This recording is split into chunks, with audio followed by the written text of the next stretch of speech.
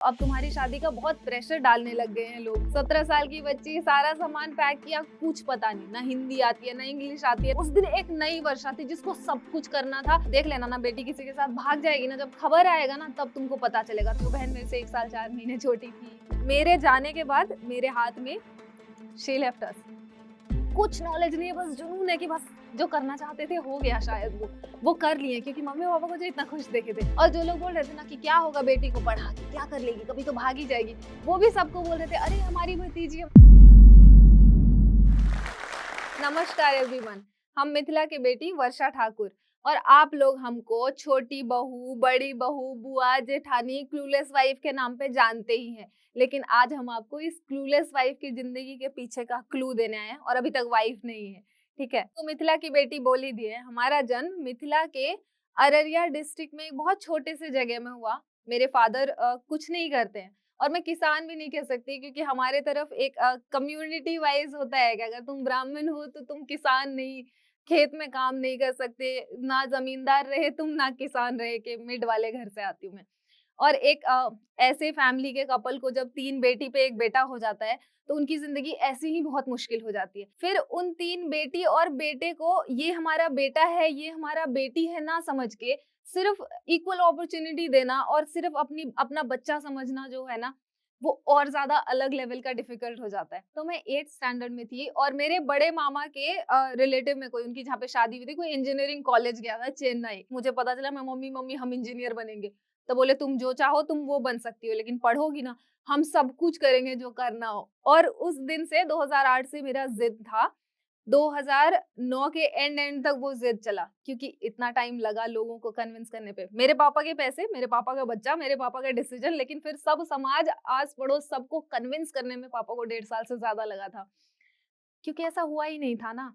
किसको पता ही नहीं था कि मेरी बेटी भी जयपुर में जाके हॉस्टल में रह सकती है, पढ़ सकती है, क्योंकि होता ही नहीं है। बेटी है तुम्हारी, 10th हो गया, अब घर में काम वाम सिखाओ, खाना बनाने सिखाओ। लेकिन नानी माँ ने मुझे एक बात कही थी कि देखो तुमको रोटी बनाने नहीं आता ना, कोई बात नहीं, रोटी कमाने सीख लेना, एक ही बात है। हम कभी अररिया भी नहीं आए थे, शहर पार्ट। तो पटना आके ना ऐसा लगता था बाप रे इतना बड़ा शहर है, ऐसे रहते लड़की सब तो मस्त जीन्स पहन रही है, वो मेरे लिए ही अलग था। मैं भी जीन्स ही पहनती थी, मामा जैसे कपड़े पहनती थी, बॉय कट बाल थे वो वाले, लेकिन ये वाला जीन्स नहीं देखा था मैंने कि लंबे बालों पे भी गर्ली जीन्स में। तो एक हॉस्टल में गई, अपने को लगा अपन तो बउआ हैं घर के, जो चाहेंगे वो होगा। मैं थोड़ी-सी हूँ, बताया ना बड़ी बेटी हूँ। तो यहाँ पे अपने से प्लेट लेके जाना पड़ता था 4th फ्लोर पे सीढ़ी से, वहाँ पे खाना लेके नीचे आओ, खाओ, प्लेट धो के ले जाके रखो। यही समझ नहीं आए कि अब पढ़ेंगे कि प्लेट धोंगे? हम अपना प्लेट काहे धोएँगे? पापा पैसा तो दे रहे हैं। लेकिन ये नवाबी जो मेरे अंदर थी ना, उसके साथ-साथ वो ललक भी थी कि भाई अगर ये नवाबी दिखाई ना तो वो पूरा नहीं हो पाएगा जिसके लिए तुम इतना 1.5 साल तक मेहनत की हो। चुपचाप खाओ, जो मर्ज़ी होता है करो। बहुत मेहनत की, बहुत ज़्यादा मेहनत की, कोई सपोर्ट नहीं था। इनफैक्ट जो हमारे बड़े क्लोज़ रिलेटिव्स थे, लड़के थे जो पटना में रह रहे थे, क्योंकि लड़के ही रहते थे, उनको जब पता चला ना कि वर्षा पटना आई है, उन्होंने बात करना बंद कर दिया। उन्होंने हमसे कॉन्टैक्ट खत्म कर लिए कि अगर बात करें तो क्या पता कभी उसका ख़्याल रखना पड़ेगा, लड़की है ना, अकेले मार्केट तो नहीं जा पाएगी। हम भैया हैं तो हम ही को ना उसको लेके मार्केट जाना पड़ेगा। हर तरह की हेल्थ प्रॉब्लम्स हो जाती थी और मैं घर में बता भी नहीं पाती थी। 2 रीज़न्स उसके ये थे, एक कि पापा को लगेगा कि पैसे माँगने के लिए, फिर और कितने पैसे माँगे, हमको सारा पैसा दे देंगे तो फिर निक्की को क्या देंगे, फिर ब्रजेश को क्या देंगे, और भाई-बहन थे उनके बारे में भी सोचना था। और ये लगता था कि अगर पापा को ये लगेगा ना कि बहुत ज़्यादा बीमार रहने लगी है हॉस्टल में, तो क्या पता वापस बुला लेंगे। तो मैंने ना जॉन्डिस में भी क्लासेस की है और मम्मी को कॉल पे कहा, हाँ, हम बहुत बढ़िया छी, कोई दिक्कत नहीं छी, सब कुछ ठीक छे। सिर्फ इसलिए कि मुझे घर ना बुला ले। और ऐसा नहीं है कि मैं बहुत ज़्यादा स्ट्रॉन्ग रही हूँ through out. I still remember 2012 में जब दिल्ली में निर्भया कांड हुआ था, तो उस वक़्त मेरे ही एक रिलेटिव में एक लड़की भाग गई थी। तो मुझे दिन भर मम्मी से ये सुनना पड़ता था कि फलानी लड़की भाग गई है, ये चल रहा है, वो चल रहा है, इतना कुछ हो रहा है, उसके माँ-बाप से कोई बात तक नहीं करता, उसको तो लोग घर में बंद कर दिया है, उसको सब बॉयकॉट कर दिया है।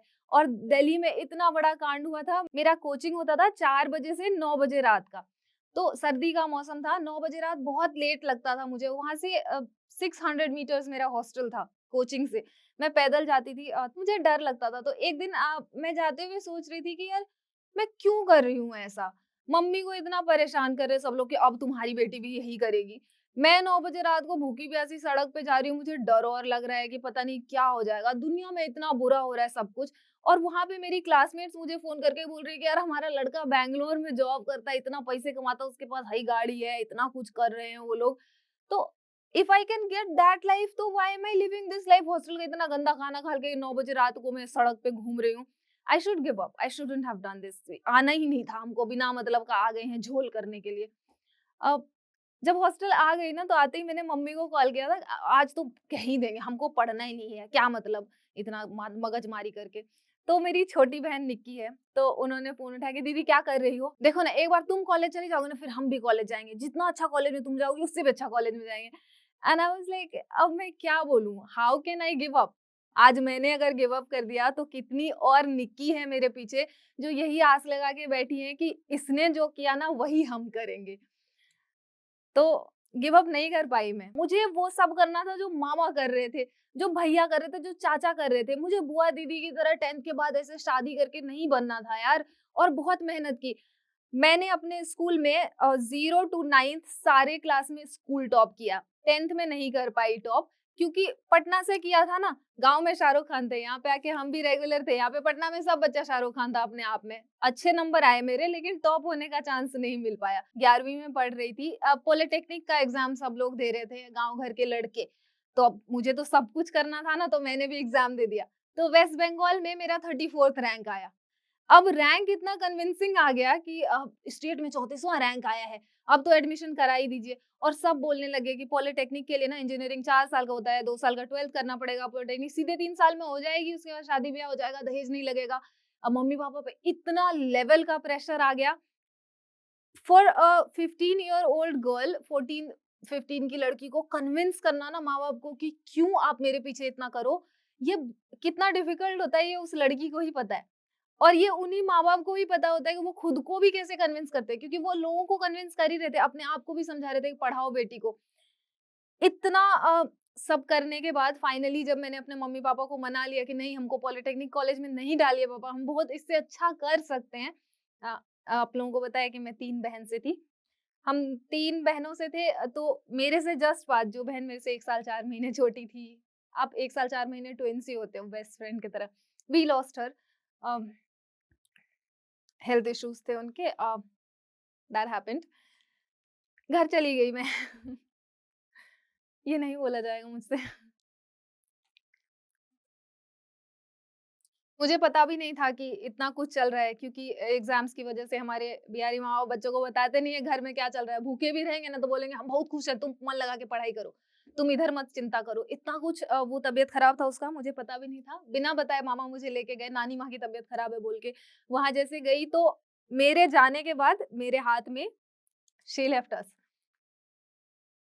The day I was coming back घर से पटना, जब आ रही थी ये सब होने के बाद, उस दिन जितनी हिम्मत मुझे लगी थी ना, उतनी हिम्मत ना मेरे अंदर है आज, ना कभी थी, और पता नहीं उस दिन भी कैसे ही थी। और मेरे मम्मी-पापा के पास कितनी हिम्मत थी कि एक बच्चे का ये सब करने के बाद 1 हफ्ते बाद दूसरे बच्चे को भेज दिया कि जाओ पढ़ाई करो, क्योंकि नाम रोशन करना है, क्योंकि उसके बदले भी अब तुमको सब कुछ करना है। जितना मेरा 2 बच्चा कर सकता था ना, वो सब तुमको करना है अब। तो साथ-साथ ही मेरी इंजीनियरिंग की प्रिपरेशन भी चल रही थी, और 10 ट्वे 11th-12th भी हो रहा था। यहाँ पढ़ाई ये वाली अलग चल रही थी, वो वाली अलग चल रही थी। पहले जेईई मेन एडवांस नहीं होता था। हमारे टाइम में आईआईटी और एआई ट्रिपल ई का एग्ज़ाम होता था। तो मेरा सेंटर पड़ा था थोड़ा पटना से दूर में, ऑफ एरिया में डीएवी स्कूल था। उस दिन एग्ज़ाम से 1 दिन पहले मेरे सारे उस भैया लोगों का फ़ोन ऑफ था। उनको पता था कि कल इसका एग्ज़ाम है, क्या पता ले जाने बोल दें। मैंने एक ऑटो किया था, जिन्होंने बोला ₹350 जाने का लेंगे, ₹350 आने का लेंगे, और उनको बोला कि भैया आप पैसा ले लीजिए, आप यहीं पे रुकिएगा, हम एग्ज़ाम देके आएँगे ना, हम किसी को नहीं जानते हैं, बहुत ऑफ एरिया में आए हैं। मैंने बहुत अच्छे से एग्ज़ाम दिया, और एग्ज़ाम देके बाहर आई, वो उनका फ़ोन भी ऑफ था और वो भी नहीं थे। और मुझे अपने एग्ज़ाम अच्छा गया था मेरा, लेकिन उसकी खुशी से ज़्यादा दुःख था कि ₹350 बुड़ गया। अरे ₹350 अब कैसे बोलेंगे पापा को? आई स्टिल रिमेंबर कि मेरा इंजीनियरिंग का रिज़ल्ट आया था। आई फाउंड आउट कि मुझे बहुत ही अच्छे कॉलेज में एडमिशन मिल जाएगा, मेरे रैंक के हिसाब से। तो मैंने मम्मी को कॉल किया, बहुत ही एक्साइटमेंट के साथ बताने के लिए कि मम्मी हमको एडमिशन मिल जाएगा इस कॉलेज में। कॉलेज बहुत अच्छा था। तो इससे पहले कि मैं कुछ बोल पाती, मेरी मम्मी हमको कहती देखो ना हम शादी में आए हैं। बैक स्टोरी दे दूँ कि मेरी मम्मी अपने कज़िन की शादी में गई थी, who also happened to be my classmate. तो मेरी क्लासमेट की शादी में मम्मी थी। मम्मी कहती देखो ना हमको यहाँ पे सब बहुत जलील किया, बहुत बुरा-बुरा बोला हमको। सब कह रहे थे कि तुम्हारी तो 3 बेटी है, देखो इसकी 1 बेटी है, इसकी बेटी की शादी हो गई, तुम्हारी अभी बड़कियों का शादी नहीं किए हो, बाहर और भेज दिए हो, पैसा खर्चा कर रहे हो बिना मतलब का, शादी करा दो। अब तुम्हारी शादी का बहुत प्रेशर डालने लग गए हैं लोग। मैं 16 साल की थी, 17वाँ साल चल रहा था मेरा। और मैं डर गई कि क्या पता मम्मी को अभी अगर कॉलेज बताऊँगी और उनको पता चलेगा कि 4 साल का कोर्स करने के लिए जाना है, इतने पैसे लगेंगे, इतना कुछ है, नया शहर, मुझे जयपुर जाना था अररिया से निकल के। तो लगा कि अगर मम्मी मना कर दे तो मैं बता भी नहीं पाई थी कि मेरा रिज़ल्ट आया है। मैंने दूसरे दिन मम्मी को बताया था। तो इस बात की खुशी मुझे थी, मेरे घरवालों को थी, मेरे भाई-बहनों को, उन सारी छोटी-छोटी वर्षा को, जिनको कि बड़ा होके लगता था कि हमको शादी नहीं करना है, हम भी वर्षा दीदी की तरह बाहर पढ़ेंगे। उन सबके लिए ये खुशी थी। और जो लोग बोल रहे थे ना कि क्या होगा बेटी को पढ़ा के, क्या कर लेगी, कभी तो भाग ही जाएगी। वो भी सबको बोल रहे थे, अरे हमारी भतीजी, हमारी भांजी, उसने निकाल लिया है, एआई ट्रिपल ई में हो गया है, बड़ी बात थी यार सबके लिए। और मैं अपने गाँव की ना पहली इंजीनियर हूँ। इंजीनियर छोड़िए, पहली लड़की जिसने कॉलेज अटेंड भी किया है।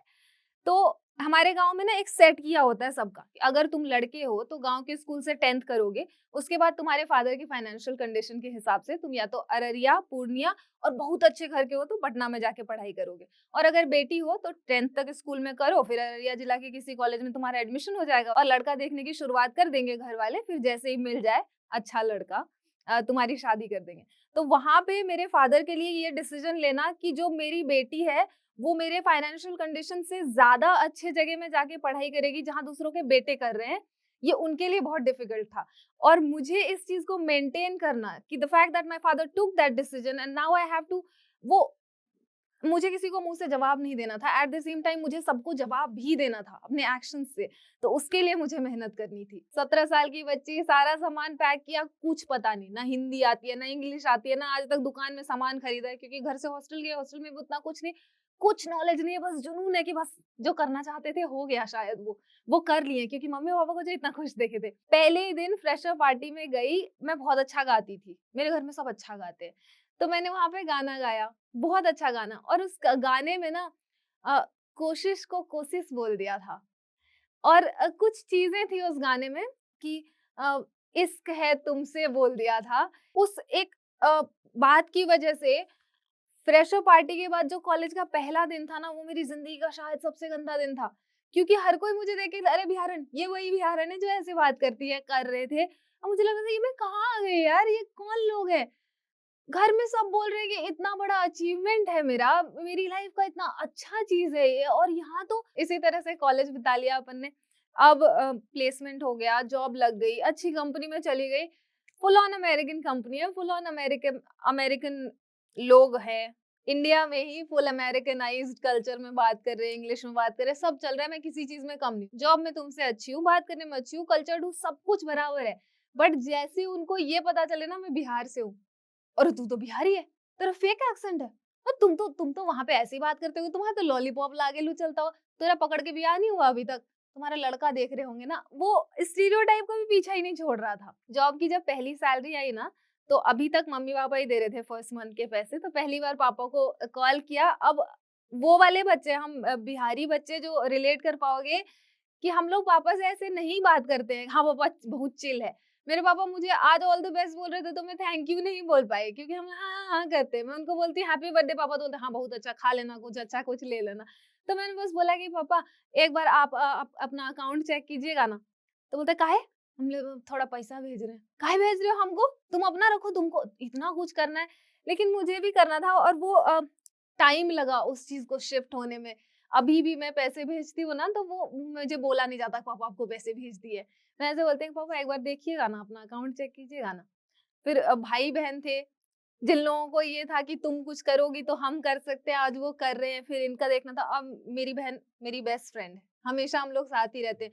क्योंकि जिस दिन मैंने कुछ अच्छा किया ना, मैंने सोचा यार जितना स्ट्रगल मैंने किया, अगर वही सेम बुली, सेम स्ट्रगल, वही पटना, जयपुर इसको भी करना पड़े तो क्या फ़ायदा फिर मेरा इतना स्ट्रगल करने का। तो 2014 में ही मैं सेकंड ईयर में जैसे गई, मैं इसको ले आई अपने पास। हम दोनों रहते थे, स्ट्रगल करके रहते थे। प्रॉब्लम्स थी, सब कुछ इतना अभी जितना नहीं था, बट हाँ, खुश थे दोनों साथ में। हम एक-दूसरे को कभी जज थोड़ी करेंगे कि हमने 100 को 100 कह दिया। तो हम बहुत मज़े में रहते थे। बहन का ख़्याल रखा, भाई का ख़्याल रखा, मम्मी-पापा का ख़्याल रख रहे हैं, उन लोगों का भी ख़्याल रख रहे हैं, जो कह रहे थे ना कि तुम्हारी बेटी जब भागेगी तो खबर आई है, वो दूसरों को कहते हैं, "अरे! ये हमारी भतीजी है, ये तो हमारी रिश्तेदार है।" मेरा वीडियो वायरल जाता ना, तो वो अपना व्हाट्सएप पे स्टोरी लगाते हैं ये बोल के कि माय डियर भतीजी। इंजीनियरिंग हो गया, जॉब हो भी गई, तो उसके पास एक सेट था ना कि हाँ, जॉब हो गया तो तुम सेटल्ड हो गए, अब तुम और सेटल्ड हो जाओ मतलब शादी कर लो। मैंने नहीं किया। 17 में खत्म हुआ, 2024 में खड़ी हूँ, नहीं किया और अभी मुझे पता भी नहीं है कि करना है कि नहीं, किससे करना है, कब करना है। जब करना होगा करेंगे क्योंकि और प्रायोरिटीज़ हैं। आपको पता है ना, हम छोटे शहर के, छोटे गाँव के लोग हैं सर, हमको सब कुछ करना है। हमको ज़िंदगी में कुछ एक चीज़ नहीं करना। इंस्टाग्राम पे वीडियोज़ बनाने शुरू किए, बहुत वायरल हो गया, लोगों को पता चला, बहुत प्यार दिया और जो आंटी, चाची लोग मम्मी को आके कहती थी ना, आपकी बेटी तो कुछ नहीं कर पाएगी, मैं उन्हीं का नकल करके लाखों लोगों का प्यार कमा रही हूँ। सबकी बातें याद थी दिमाग में। नाना जी ने घर से आते हुए कहा था कि देखो बेटा, कुछ भी करो ज़िंदगी में, बस ना कभी ये मत भूलना कि कौन हो, कहाँ से हो, अपनी पहचान मत भूलना। तो अपनी पहचान को साथ में रख के बहुत ज़्यादा पहचान बनानी थी अपनी, उसके लिए मेहनत करी बस।